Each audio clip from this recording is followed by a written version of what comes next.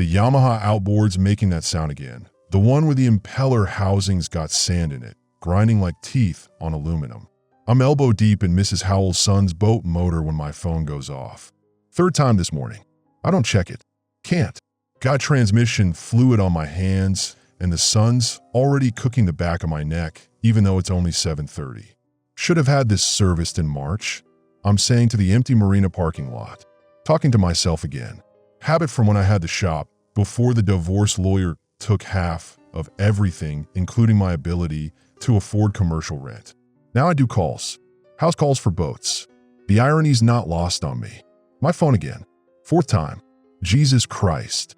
I wipe my hands on the shop rag from my back pocket. The red one used to be Lynette's kitchen towel before she decided she'd rather have the house in Wilmington than a husband who smelled like two-stroke oil. I check the screen. 3 missed calls from Trevor. My son. He's 7. 1 text. Dad, the water is weird. Trevor's supposed to be at day camp. The Sandpiper Summer Program, $9 an hour, runs until 3 p.m. at the community center on Pelican Drive, half a mile from the beach. I'm calling him back, phone pressed between my shoulder and ear while I'm still wiping grease off my palms. He picks up on the first ring. Dad, you need to see this. Trev, you're supposed to be. What do you mean the water's weird? There's noise in the background. Kids yelling. Not playing yelling. The other kind. It's going the wrong way. What's going the wrong way? The ocean. The tide. It's Dad. I'm looking at it right now. We're supposed to be doing tide pool exploration, but Miss Angela says we can't go near the water. It's flowing backwards. I'm already moving, grabbing my keys from the toolbox. The F-150's parked in the marina lot, 4th space from the boat ramp. I work here 3 days a week, Tuesdays, Thursdays, Saturdays. Today's Saturday. Mrs. Howell's son's boat can wait. The Yamaha's not going anywhere. Backwards. I'm repeating while I'm unlocking the truck. Trev, the tide doesn't. I know, Dad. I know, but it is. The water's coming up the beach. It's 10:45. High tide was at 6:17 this morning. I checked the chart like you taught me. My son, 7 years old, checks the tide charts. I taught him that last summer when he stayed with me for 3 weeks, and we went fishing every morning off the pier. He's got the NOAA app on the iPad Lynette bought him. I'm in the truck, engine turning over. Stay away from the water. You hear me? Don't go near it. Miss Angela already said. I don't care what Miss Angela said. I'm telling you, stay back from the waterline. I'm coming to get you. Dad, there's something else. I'm pulling out of the marina lot, left on a harbor road. The community center's 7 minutes away if I hit the lights right. What else? There's stuff in the water. What kind of stuff? I don't know. It's too far to see, but they're big, floating things, coming in with the water. My hands are tight on the steering wheel. I've lived in Carteret County my whole life. 34 years. I know the water. I know the Atlantic. I know how tides work. The moon pulls the ocean toward it twice a day, regular as a clock. Lunar gravity. 6 hours up, 6 hours down. High tide, low tide. The calendar says low tide should be at 12:30 p.m. It's 10:48 right now. The water should be going out. I'm passing the Piggly Wiggly on Ocean Boulevard. There's a crowd in the parking lot. People standing on car roofs, looking east toward the beach. I don't stop. Trevor's 7 minutes away. 6 minutes now. Trev, I need you to go inside the building. Right now. We're already inside. Miss Angela made us come in. But Dad, what? Some of the other kids' parents are here already. They're taking them home. Should I wait outside for you? No. Inside. Stay inside until I get there. Okay. I mean it. I know, Dad. I'm hitting 50 in a 35 zone. The Pelican Drive turn is coming up. There's a Mazda stopped in the middle of the intersection. Just stopped. Hazards on. Door open. Nobody inside. I go around it. The community center's a low brick building with a playground out front and a basketball court. Used to be a National Guard armory before they moved the facility inland in 2019. The parking lot's got maybe 15 cars in it. Should have 40. Saturday morning, full enrollment, they told me when I signed Trevor up in June. 60 kids, 3 counselors. I'm pulling in. There's Miss Angela standing by the front door. She's 22, marine biology major at NC State. Works summers doing day camps. She's got her phone out. She's filming the beach. The beach is 300 yards east of here. Straight shot down Pelican Drive to the public access point. I can see the water from here. It's wrong. The ocean's coming up the street. Not waves, not storm surge, just flowing, like a river, like the Atlantic decided to reverse course and flow inland. The water's already past the access point. It's covering the parking area where the beach patrol keeps their ATV. It's reaching the first row of houses on Shore Drive. And there's things in it. I'm out of the truck. Where's Trevor? Miss Angela points inside. Main room. I called the parents I could reach. Half aren't answering. What's happening? I don't know. I checked the NOAA alerts. Nothing. I called 911. Busy signal. The tide's been wrong since about 9:30. It just started coming in. It's not stopping. I can see them now. The things in the water. They're pale, human-shaped, floating face down, moving with the current. Not fighting it, just drifting. There's dozens of them, maybe more. They're coming in with the tide, pushed up the street by the flow, bumping against mailboxes and street signs and parked cars. One of them stuck against the stop sign at the intersection. Arms spread, not moving. The water's up to the top of the sign, 4 feet deep already. Get the kids to the second floor, I'm saying. My voice sounds weird. Flat. Right now, there is no second floor. This building's. Then get them to the back, away from the windows, facing the water. Miss Angela's staring at the things in the water. Are those people? I don't know, but I do know. I can see them. They're people, or they were. They're waterlogged, bloated. Their skin's got that white color you see on drowning victims when they've been in the water too long. Days, weeks, but they're not just floating. They're moving, not swimming, not thrashing. Moving with the water, yeah, but there's rhythm to it. Synchronized, all of them rising and falling together. Like they're breathing, like the ocean's breathing through them. Dad, Trevor's at the door. He's wearing his Sandpiper Summer Program t-shirt, the yellow one with the bird logo.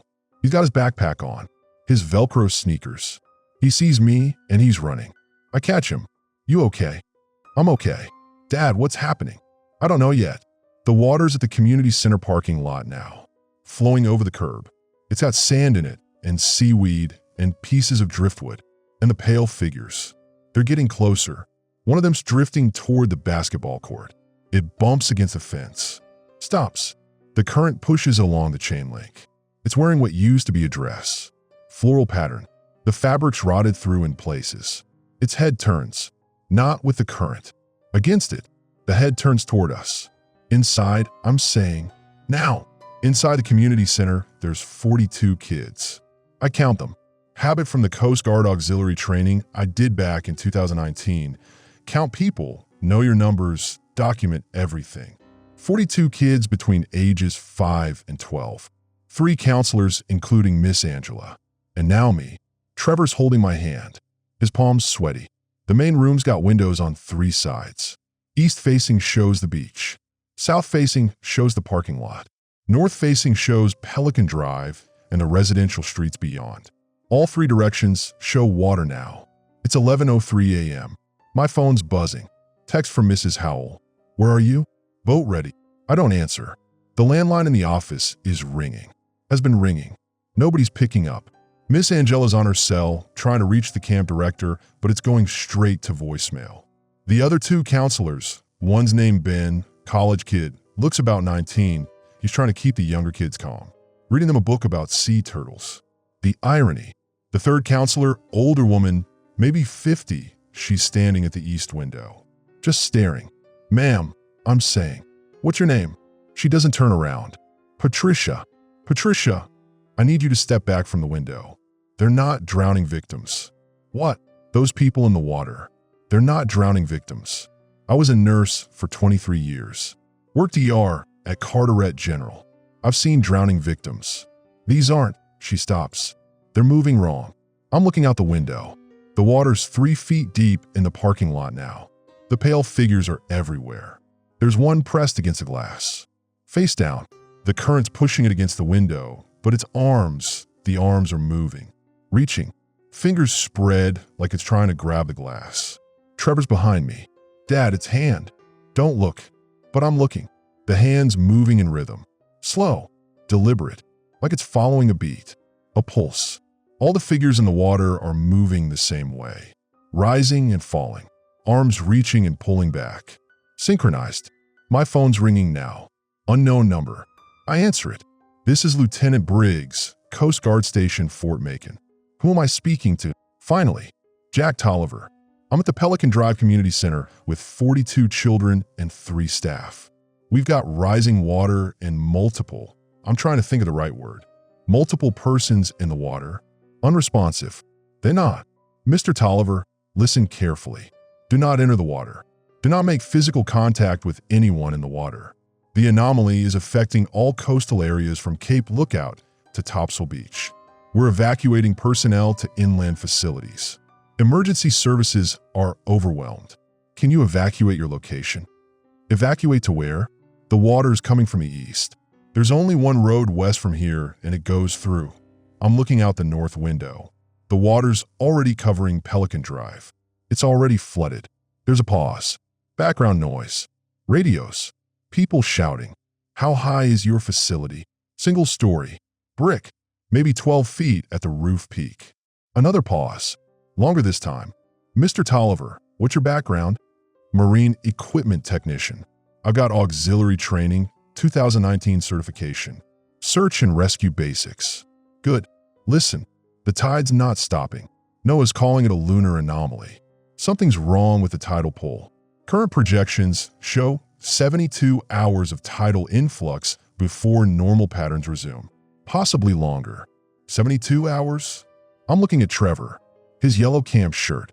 His Velcro sneakers. The backpack with his inhaler and his EpiPen and the granola bars I packed this morning. Lieutenant, we don't have 72 hours of supplies here. Understand.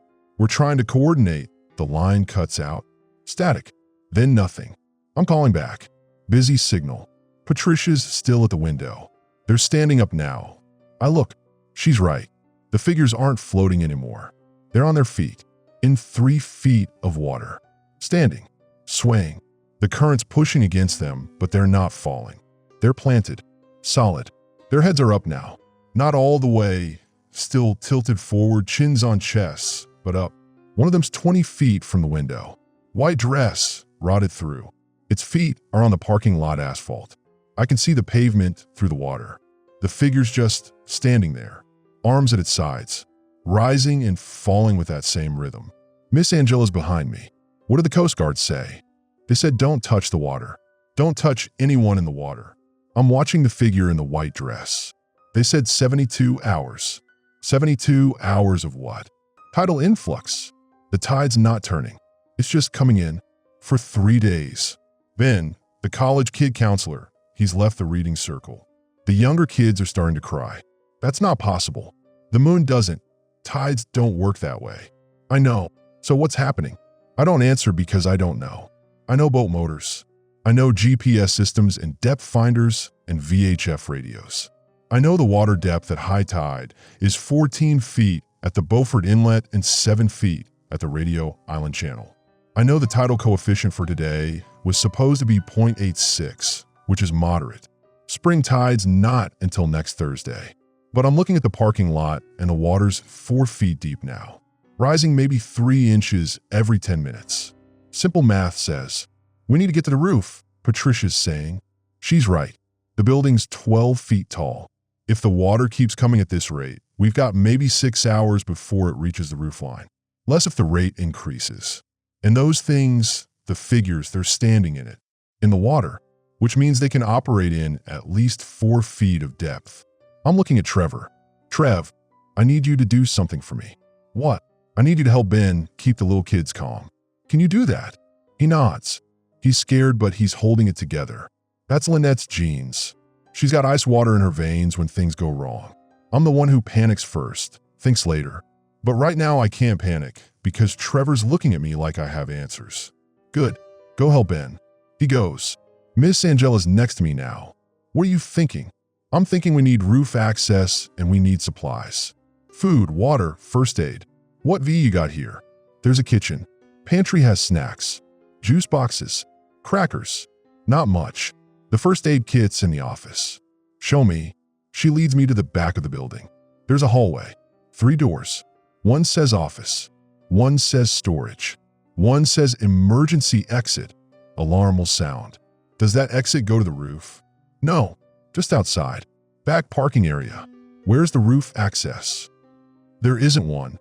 Not inside. There's a maintenance ladder on the exterior. North side. In the water. Yeah. I'm opening the storage room. Metal shelves. Cleaning supplies. Folding chairs. Sports equipment. Basketballs. Soccer balls. Orange traffic cones. And in the back corner, a yellow life jacket. Commercial grade. Coast Guard approved. I grab it. Patricia's in the hallway now. The water's inside. I'm moving. Back to the main room. She's right. Water's coming through the gap onto the east door. Not much. Just seeping. But it's inside now. The pale figures outside are closer to the building. A dozen of them, pressed against the windows. Hands on the glass. Their hands are leaving marks. Not condensation. Not water residue. The marks are wrong. Dark. Organic. Like they're leaving pieces of themselves on the glass. Trevor's with the other kids. Ben's moved them to the center of the room, away from the windows. They're sitting in a circle. Some are crying. Most are silent. Watching the windows. Watching the figures outside. My phone buzzes. Text from a number I don't recognize. This is Lieutenant Briggs. Forward this to everyone you can reach. Emergency alert. Lunar tide anomaly detected. Move inland. Do not enter coastal zones until further notice. I read it twice. Move inland. We're 600 yards from the beach, in a single-story building, with 42 kids, and the water's already inside. I'm forwarding the message to Lynette, to Mrs. Howell, to the 3 other numbers in my recent calls. Then I'm looking at Miss Angela. We need to make a decision. Stay here and hope the water stops rising, or try to move the kids to higher ground. Higher ground where? The nearest multi-story building is, she's thinking. The hospital, 3 miles west, through residential streets, through water, with 42 kids, some as young as 5, against a current that's bringing those figures with it. Patricia's watching the figures at the window. They're testing the glass. She's right again. The figures are pushing against the windows now. Not hard, just pressure. Steady. Their palms flat on the glass. All of them at once. The synchronized rhythm continuing. The east window cracks. Not shatters, just cracks. A single line running from the top left corner down to the center. The figures pull back. Wait. Push again. Another crack. This one spreading like a web. Roof, I'm saying. Now, we move. Back through the hallway. I'm grabbing the life jacket from the storage room as we pass. Patricia's got the first aid kit from the office. Miss Angela's herding kids toward the back exit. Ben's already there, hand on the emergency door's push bar. Behind us, glass shatters. The east window giving way. We don't look back. The maintenance ladder's on the north exterior wall. To reach it, we have to go through this emergency exit. Into the water. It's 11:42 a.m. Water's at 5 feet in the parking lot. Still rising. Miss Angela's organizing the kids into a line. Tallest to shortest. Patricia's checking the first aid kit contents. Ben's got his hand on the push bar, waiting for my signal. I've got the life jacket on, the one from the storage room. Coast Guard approved. It's too tight, but it'll work. Okay, I'm saying to the kids. They're all looking at me. 42 pairs of eyes. Trevor's in the front. We're gonna move to the roof. It's gonna be wet. The water's cold. I need everyone to stay together. Hold hands. Do not let go. If you fall, grab onto someone. Do not try to swim. The current's too strong. Understand. They nod. Some of them. A little girl in the back. Blonde hair, maybe 6. She raises her hand. What's your name? I ask her. Brittany. Okay, Brittany. What's your question? What about those people in the water? The floaty ones? Jesus. We're going to stay away from them. There. I'm looking at Miss Angela. At Patricia. At Ben. Nobody's helping me here. They're sick. We can't help them right now. So we're going to stay away. Okay. The east window's still holding, but 3 more cracks have spread across the glass. The figures outside are taking turns now. Pressing, pulling back, pressing again. Methodical. Patient. Trevor's next to me. Dad, I can swim. I've got my level 3 certification. I know Bud, so I can help. With the little kids. He's 7 years old. 3 feet tall, weighs maybe 50 pounds. The current outside is flowing at, I'm estimating, 2 knots, maybe 3. He'd be swept away in seconds. But he's looking at me, waiting for permission to be useful, to help. That's my fault. I taught him that. After the divorce, when I had him on weekends, I always made him help. With the boat repairs, with the customers. You're part of the team now, I'd say. Made him feel important. Adult. Needed.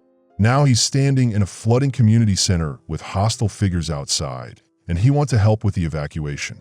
You're going to stay right next to me, I tell him. Hand on my belt loop. Don't let go. But, Trevor, hand on my belt loop. His face does that thing. The disappointment. The hurt. Like I don't trust him. Like he's not grown up enough. I don't care. He's staying within arm's reach. Ben's got the door open. Water rushes in. Not a lot. The threshold's raised 6 inches, but it's coming. Cold. Brackish. Smells like dead fish and motor oil and something else. Something organic and wrong. The ladder's visible from here. 20 feet away. North wall. Metal rungs leading up to the roofline. The water's up to the 4th rung. 8 rungs total. Between us and the ladder. 5 of the pale figures. Standing in the current. Swaying. Their heads are up now. All the way up. Eyes open. The eyes are wrong. They're white. Not like cataracts. Like milk. Opaque. No pupils. No iris. Just white orbs set in bloated faces. And they're looking at us. All 5 of them. Heads turning. Eyes tracking. They can see us, Patricia's saying. She's right behind me. I don't think those are eyes anymore, I'm saying, but I don't know what they are. Ben's moving first. He's young, stupid brave. He steps into the water. It hits him mid-thigh. The current pushes him, but he plants his feet. Come on, it's not that bad. The nearest figure, 20 feet to his left, turns toward him. The milky eyes fix on Ben. The mouth opens. No sound comes out. Just opens. Wide. Wider than it should. The jaw unhinging like a snake's. Ben, get back inside, I'm saying. But he's not listening. He's wading toward the ladder. 3 steps. 4. The water's up to his waist now. The current's stronger than he thought. I can see him adjusting his stance. Leaning into it. The figure with the open mouth starts moving toward him. Not swimming. Walking. Underwater. Against the current. Steady.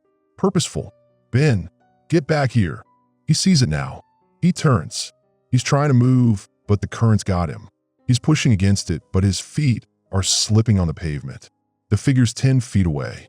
8 feet. 6 feet. I'm moving. Into the water. It hits me like a wall. Cold. The current's stronger than I estimated. 3 knots minimum. Maybe 4. I'm reaching for Ben. Got his shirt. Pulling him back toward the door. The figure reaches for him. Its hand, the fingers are too long. Joints wrong. The skin's sloughing off in sheets. Underneath is something dark and wet and fibrous. Not muscle. Something else. I yank Ben backwards. We both go down. Water over my head. Salt in my mouth. I'm kicking off the bottom, breaking surface, dragging Ben with me. The doorway's 5 feet away. Patricia and Miss Angela are there, hands reaching. They pull us in. I'm on the floor, coughing. Ben's next to me. The figure's at the threshold now, standing in the doorway, water flowing around its legs. The milky eyes looking down at us. It doesn't come in. It just stands there, mouth still open, arms at its sides. The rhythm continuing. Rise and fall. Rise and fall. Miss Angela slams the door. The figure stays outside. We can see it through the door's window. Just standing there, waiting. They can't come on land, Patricia's saying. She's watching the figure through the glass. Or they won't. There's a difference. My phone's buzzing again. I check it. Text from Lynette. Is Trevor with you?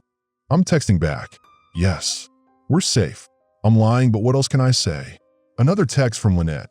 News says 72 hours. I'm coming to get him. I call her. She picks up on the second ring. Jack, where are you? Community Center. Pelican Drive. The waters. Lynette, don't come here. It's already flooded. You can't.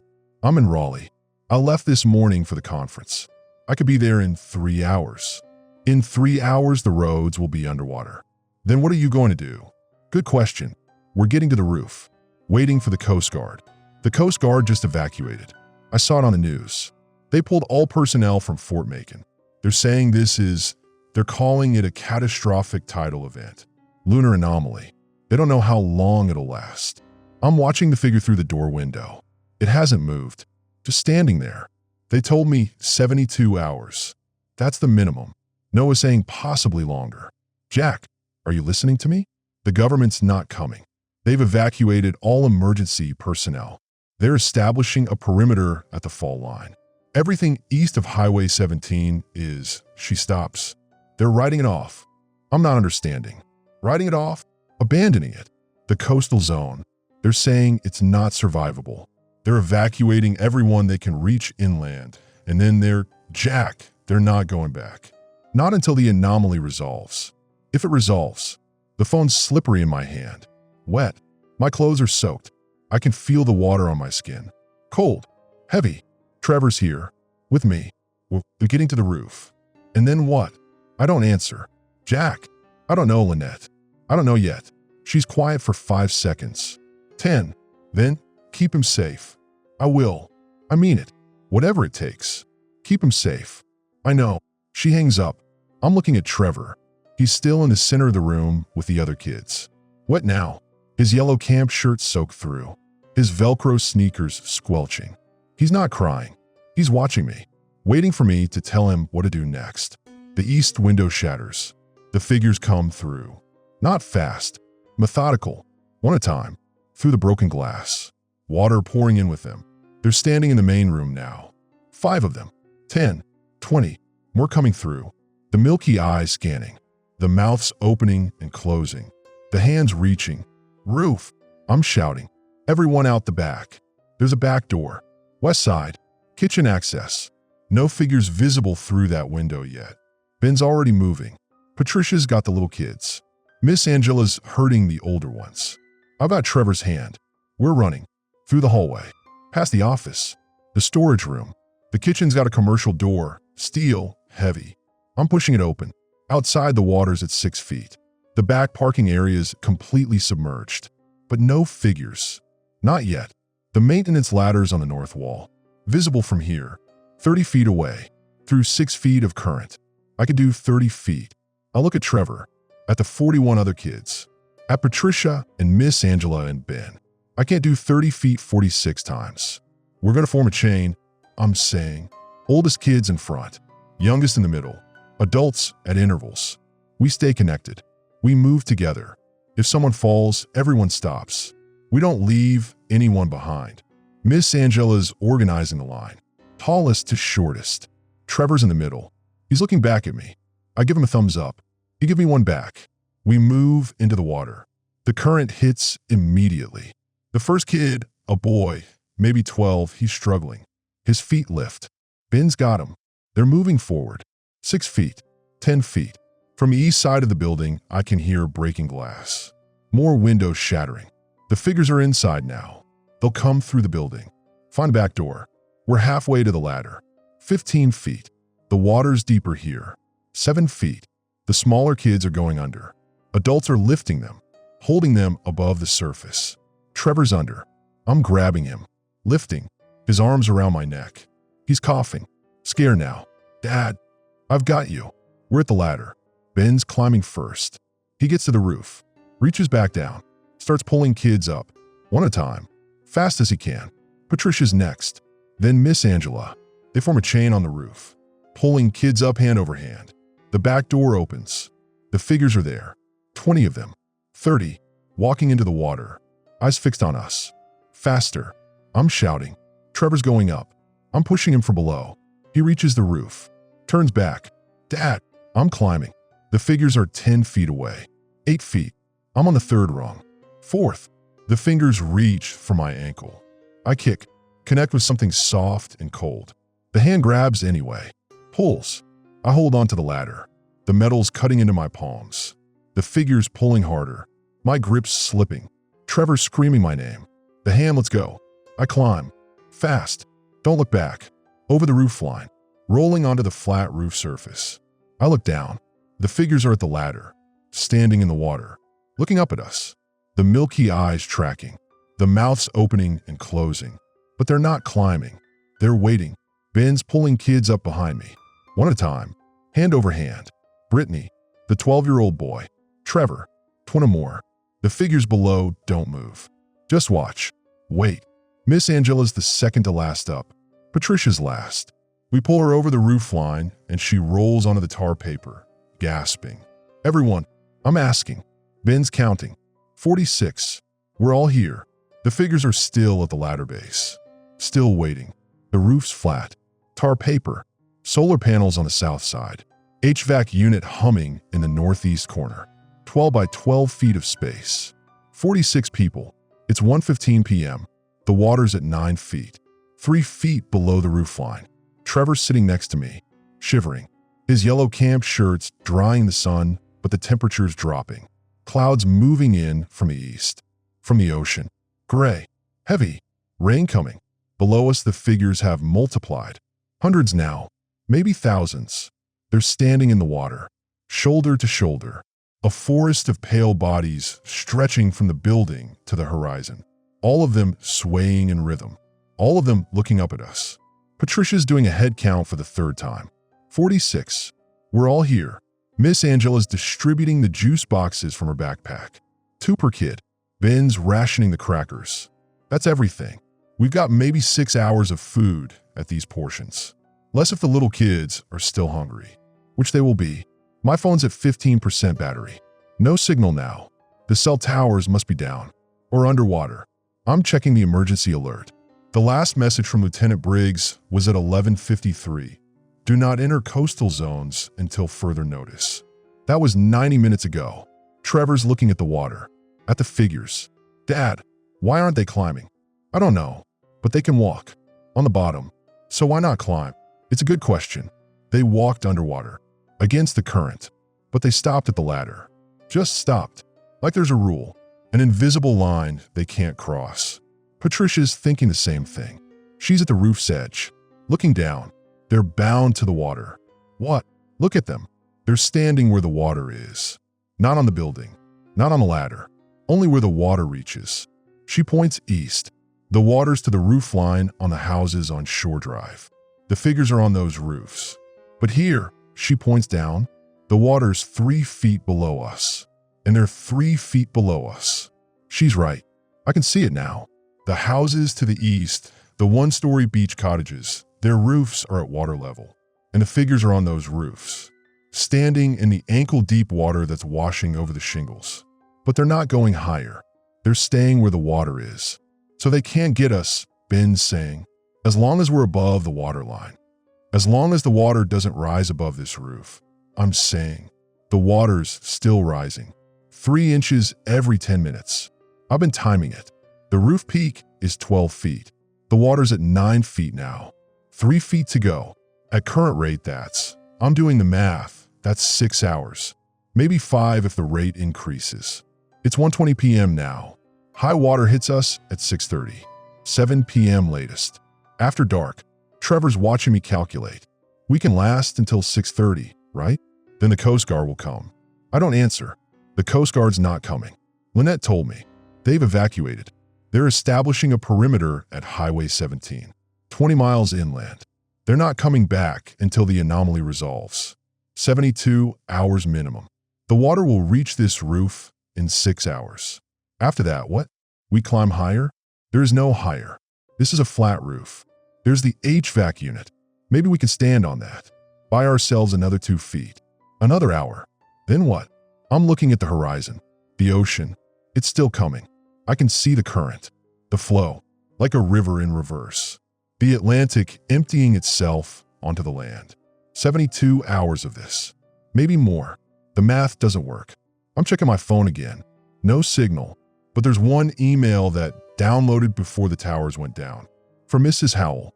Sent at 12:30. Jack, I'm at the hospital. Watching the news. They're saying the tide won't turn for 3 days minimum. My husband's got his fishing boat at the marina. 24-foot Cape Horn. Keys are in the harbor master's office. Top drawer. Red keychain. If you can get to it, take it. Get yourself and your boy inland. Don't wait for the authorities. They're not coming. Dorothy. The marina's 4 blocks south. The boat ramp's there. Mrs. Howell's husband's boat. 24-foot Cape Horn. Center console. Twin Mercury 150s. I've worked on those engines. Last service was in April. They were running clean. 4 blocks south through 9 feet of water. Through thousands of those figures. To get a boat. To evacuate 46 people. 46 people won't fit on a 24-foot center console. Maximum capacity is 8. Maybe 10 if we overload it. I'm looking at Trevor. At the 41 other kids. At Patricia and Miss Angela and Ben. 46 people. 8 capacity. I can make 6 trips. Back and forth. Pier to safety. Safety being, where? Highway 17's 20 miles west. Through residential streets. Through flooded neighborhoods. Through those things in the water. 6 trips. At what? 30 minutes per trip? 3 hours. Maybe 4. The water reaches the roof in 6 hours. The math doesn't work. Unless I don't take everyone. Unless I take Trevor and 7 others. The youngest. The most vulnerable. And I leave the rest. I'm looking at Patricia. She's 50 years old. Former ER nurse. No kids here are hers. I'm looking at Ben. College kid. 19. His whole life ahead of him. I'm looking at Miss Angela. 22. Marine biology major. Wants to save sea turtles. I'm looking at the 42 kids. Brittany with the blonde hair. The 12-year-old boy who almost got swept away. Trevor. 8 people fit on that boat. I'm the only one who knows where the boat is. The only one who knows where the keys are. The only one who can operate a twin-engine center console in 9 feet of current with a payload. If I take the boat and don't come back, nobody here knows I'm not coming back until it's too late. If I take Trevor and leave, these people die. If I stay and we all wait for rescue that's not coming, Trevor dies. I'm looking at my son, his yellow camp shirt, his Velcro sneakers, his inhaler in his backpack, the EpiPen, the granola bars I packed this morning when the biggest problem I had was Mrs. Howell's son's Yamaha outboard with sand in the impeller housing. He's 7 years old. Trevor's looking at me. Dad, what are you thinking about? Nothing, bud. You're making the face. The face you make when you're trying to fix something and you don't know how. Jesus. He knows me too well. My phone buzzes. 10% battery. One last text coming through. From Lynette. I'm trying to get to you. Roads are flooded at Croatan. Can't go further. Jack, please. Get him out of there. I'm texting back. I will. She responds immediately. Promise me. I'm looking at Trevor. At the water. At the figures below. At the 41 other children who are not my son. I text, I promise. I stand up. Patricia's watching me. She sees something in my face. What are you planning? She asks. There's a boat. 4 blocks south. Marina. Mrs. Howell's husband's Cape Horn. 24-footer. I can get to it. Evacuate people inland. How many people fit on that boat? I don't answer immediately. She already knows. 8, I finally say. Maybe 10 if we overload it. She's quiet. Ben and Miss Angela have heard. They're both looking at me now. You're going to take the youngest kids, Patricia says. And your son. I can make multiple trips. The water reaches this roof in 6 hours. You said so yourself. How many trips can you make in 6 hours? I'm doing the math again. Out loud now. Hoping I'm wrong. 6 trips. Maybe 5. At 30 to 40 minutes per trip. That's shit. That's 4 hours minimum. Plus time to get to the boat. Plus time to load people. That's 5 hours. Maybe 6. You can't evacuate 46 people in 6 hours. She's right. I can evacuate 30. Maybe 35 if everything goes perfect. No breakdowns. No delays. No complications. Which means I leave 11 people behind. Minimum. I'll take the youngest first, I'm saying. Then come back for, you'll take your son first, Patricia interrupts. Don't lie to me. You'll take Trevor and you'll take the youngest kids. And by the time you come back for the 3rd or 4th trip, the water will be at the roof line, and you'll have to make a choice about whether to risk another trip or cut your losses. She's right. I know she's right. I'm trying to think of arguments, but there aren't any. The math doesn't lie. I can save 30 people. I have to choose which 30. Ben's standing now, so we draw straws. Random selection. Random selection means some 5-year-old dies while some 12-year-old lives, Patricia says. That's not random. That's monstrous. Then what? Ben's voice is rising. We let Jack choose who lives and dies. I don't want to choose. I don't want any of this. I want to rewind to this morning, to Mrs. Howell's son's Yamaha outboard, to simple problems with simple solutions. But I'm looking at the water. It's at 9.5 feet now, still rising. Miss Angela's crying. Quietly, she's looking at the kids. We take all the children, all 42. That leaves 4 adults. 4 of us stay behind. The boat holds 8. I'm saying, that's 42 kids divided by 8 per trip. That's 6 trips. 6 hours minimum. The water reaches the roof in 5.5 hours now. Then you don't come back for the adults, Miss Angela says. You take all the children and you don't come back. Patricia's nodding. She's right. Children first. All of them. Adults stay. I'm not leaving you here to die, Ben's saying. You're 19 years old, Patricia tells him. You have your whole life ahead of you. I'm 53. I've lived mine. That's not. Ben. She grabs his arm. Shut up and listen. Jack takes the children. All of them. 5 trips minimum. You go on the last trip. You help them pilot. You're young and strong, and those kids will need adults on the other side. Miss Angela and I stay here. Miss Angela's still crying, but she's nodding. It's the only way. Trevor's next to me. He heard everything. Dad, what about you? I'm looking at him, at his yellow camp shirt, at the Velcro sneakers. I'm coming back for Patricia and Miss Angela, I tell him. But you said there's not enough time. I'll make time. But, Trevor, I'm coming back. He's looking at me. He knows I'm lying. He's 7 years old and he knows. Patricia's hand is on my shoulder. Don't make promises you can't keep. I'm looking at the water, at the figures. There's thousands of them now. The waterline's visible on the houses to the east. The one-story cottages are completely submerged. Just roofs showing, and the figures are on every roof, standing in the water that's washing over the shingles. I'm looking at the marina, 4 blocks south. I can see the boat ramp from here. The harbor master's office is right there. Red brick building, single story. The water's up to the windows. I can get there, swim if I have to. The life jacket's still on me. I can reach the office, get the keys, get to the boat. I can do this. I'm taking off my belt, handing it to Patricia. When I get to the boat, I'll radio back. Channel 16, VHF. This building should have a radio in the office. Find it. I'll coordinate from the water. I'll tell you when to send the first group down. She takes the belt. What's your son's name? Trevor. I'll take care of him until you get back. I'm looking at Trevor. Trev, you stay with Patricia. You do exactly what she says. Understand? He's not crying, but his eyes are wet. You're coming back. I'm coming back. You promise? I'm kneeling down. I level with him. I promise. It's a lie. We both know it. But he nods anyway. I stand up. I'm looking at the water, at the ladder, at the figures below. I climb down. The water hits me at the 3rd rung. Cold. The current's stronger now. 5 knots. Maybe 6. The figures are 20 feet away, watching. The milky eyes tracking my movement. I push off the ladder. Start swimming. South. Toward the marina. The current's against me, but I'm making progress. 50 feet. 75. 100. Something grabs my ankle. I look down. Through the water. A hand. White fingers. Too long. Wrapped around my ankle. Pulling. I kick. The hand holds. I'm going under. Water over my head. I'm looking at it now. The figure. Its face is inches from mine. The milky eyes. The mouth opening. Wide. Wider. Inside the mouth is darkness. And movement.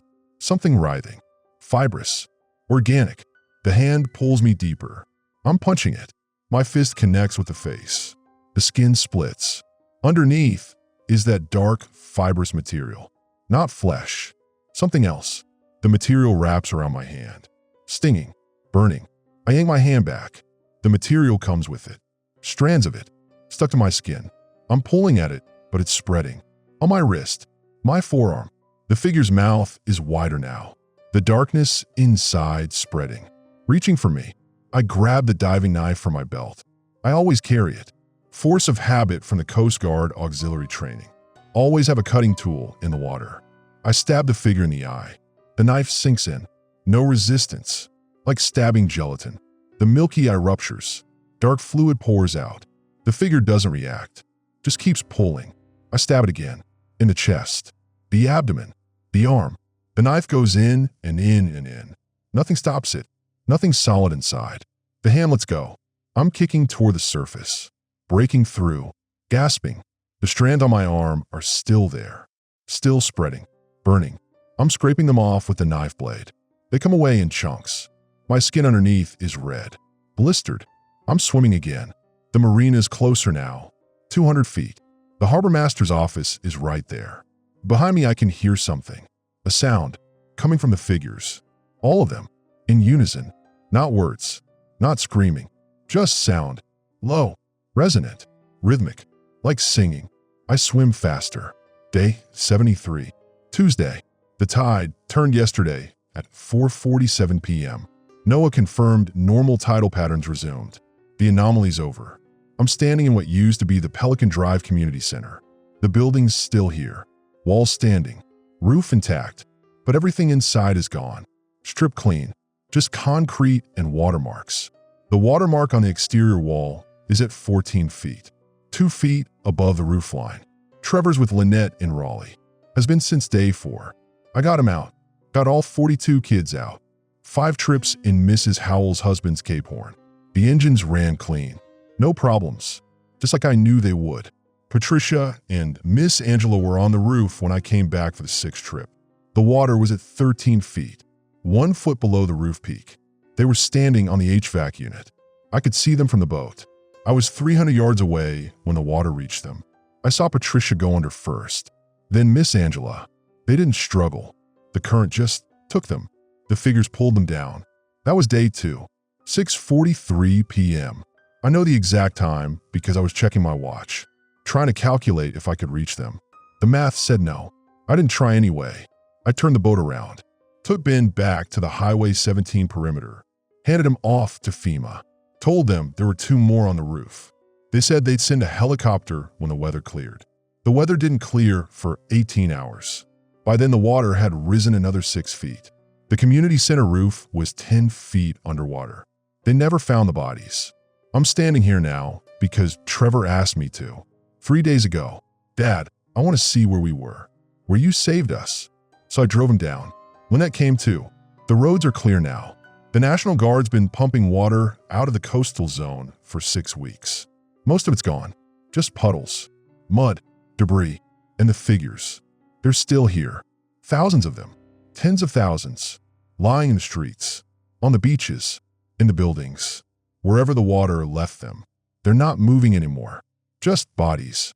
Pale, bloated, rotting in the sun. The smell is unbelievable. Trevor won't get out of the car. He's looking at the building through the window. At the watermark. That's how high the water got. Yeah, Miss Angela and Patricia were on the roof. Yeah, you couldn't get to them in time. I don't answer. Lynette's in the driver's seat. She hasn't spoken to me since day 4. Not really. Just logistical communication. Pickup times. Custody schedules. She blames me for taking Trevor to the coast in the first place. For signing him up for the summer program. For not evacuating sooner. She's right. Trevor's looking at me now. Dad, you said you'd come back for them. I know, but you didn't. The water was too high. The current was, Trev, I couldn't reach them. But you said you'd try. He's right. I promised Patricia I'd come back. I promised Trevor I'd try. I turned the boat around at 300 yards because the math said I couldn't make it. I've checked that math every day for 70 days. Recalculated it. Current speed, boat speed, distance time. The numbers don't change. I couldn't have reached them. Try would have just added 1 more body to the count. But I didn't try. Trevor knows that. He's 7 years old and he understands that I chose him over them. That I chose our life over their deaths. That the math worked because I made it work. I'm sorry, I tell him. He doesn't respond. Just keeps looking at the watermark. Lynette starts the car. We should go. I'm getting in the back seat. Trevor's in front. He's still looking at the building. At the HVAC unit on the roof, where Patricia and Miss Angela were standing. We drive past the marina. Mrs. Howell's husband's Cape Horn is still there, tied to the pier. The Coast Guard returned it last week. Needs a full service now. Engine's got salt damage. Fuel system's corroded. I told Mrs. Howell I'd fix it. Haven't yet. Can't bring myself to touch those engines. Every time I see that boat, I can see Patricia standing on the HVAC unit. 13 feet of water. Rising. We drive past the beach. The public access point. There's bodies everywhere. The National Guard's collecting them, but there's too many. They're using front-end loaders, scooping them into dump trucks. The trucks are lined up on Ocean Boulevard, waiting their turn. One of the bodies is wearing a white dress. Floral pattern, rotted through. I saw that dress before. Day 1, in the community center parking lot. The figure at the basketball court fence. I don't point it out. We reach Highway 17. The perimeter. There's still military checkpoints. National Guard. They wave us through. Lynette doesn't stop. Trevor's quiet the whole drive back to Raleigh. 3 hours. When we get to Lynette's house, he gets out without saying goodbye. Lynette walks me to my truck. He's having nightmares.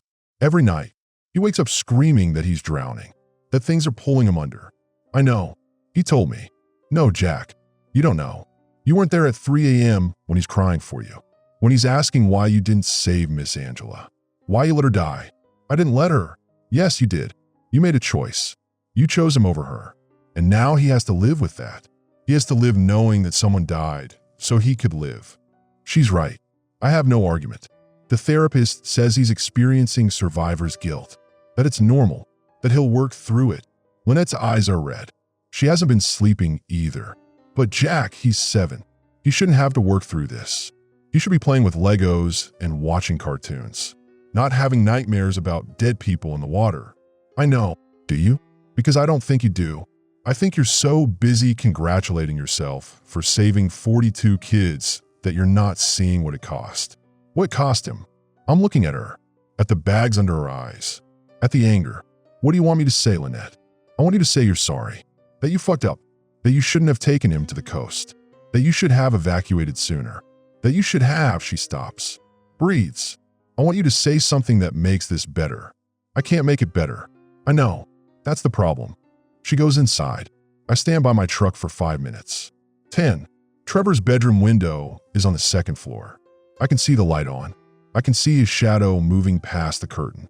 I drive back to Carteret County, to my apartment above the bait shop on Harbor Road, the one I've been renting since the divorce.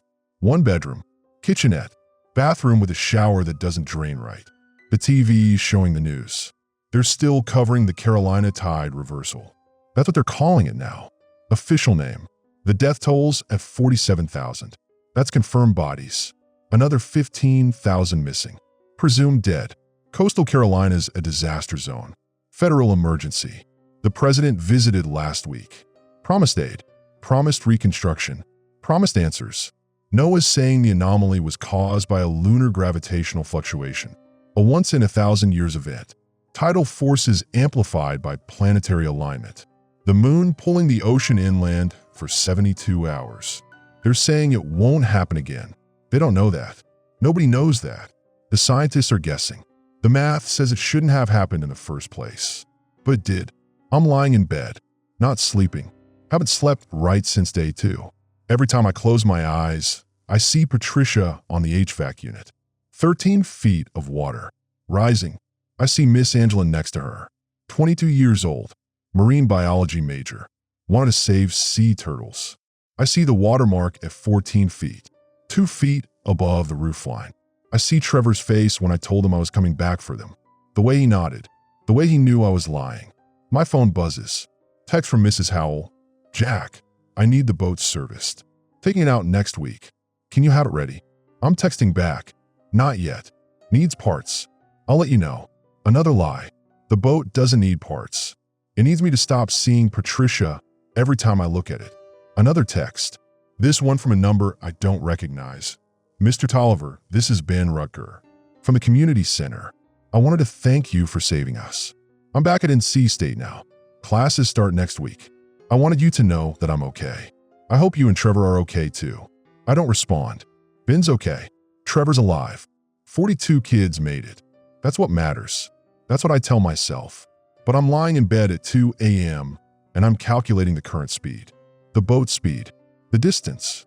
300 yards. Could I have made it? The math says no. But I didn't try. I'm getting up. Going to the bathroom. Splashing water on my face. The mirror shows someone who looks like me, but older. Thinner. There's gray in my hair now. Wasn't there 70 days ago? My right forearm still has the scars. The blisters from the fibrous material. They healed wrong. The skin's discolored. Raised. The pattern looks like, I don't know what it looks like. Roots maybe? Or veins. It burns sometimes. At night. When the tide's high. I check the tide charts. Force of habit. High tide tonight is at 11:47 p.m. Normal patterns. 6 hours up, 6 hours down. The moon doing what it's supposed to do. I'm looking out the window. At the marina. At Mrs. Howell's husband's Cape Horn. The boat that saved 42 children and couldn't save 2 women. I'm looking at the water. At the harbor. It's dark. Calm. No pale figures. No milky eyes. No mouths opening impossibly wide. But I know they're down there. The bodies. Thousands of them. On the bottom. In the sand. Waiting for the next anomaly. The next lunar fluctuation. The next time a mast stops working. Noah says it won't happen again. They don't know that. Neither do I. Trevor's 7 years old. He's having nightmares. He's asking why I didn't save Miss Angela. Why I let her die. I don't have an answer. Or I do. And it's not one a 7-year-old should have to understand. I chose him. Over her. Over Patricia. Over everyone. I'd do it again. That's what I can't tell him. That's what keeps me awake at 2 a.m., 3 a.m., 4 a.m. I'd do it again. Every time. Without hesitation. Trevor thinks that makes me a hero. Lynette thinks that makes me a coward. Patricia and Miss Angela are 14 feet underwater. I'm standing here trying to justify the math. The clock says 2:47 a.m. Low tide hits at 5:52. I'll be awake until then. Watching the water. Counting the hours. Recalculating the distance. 300 yards. I couldn't have made it. But I didn't try.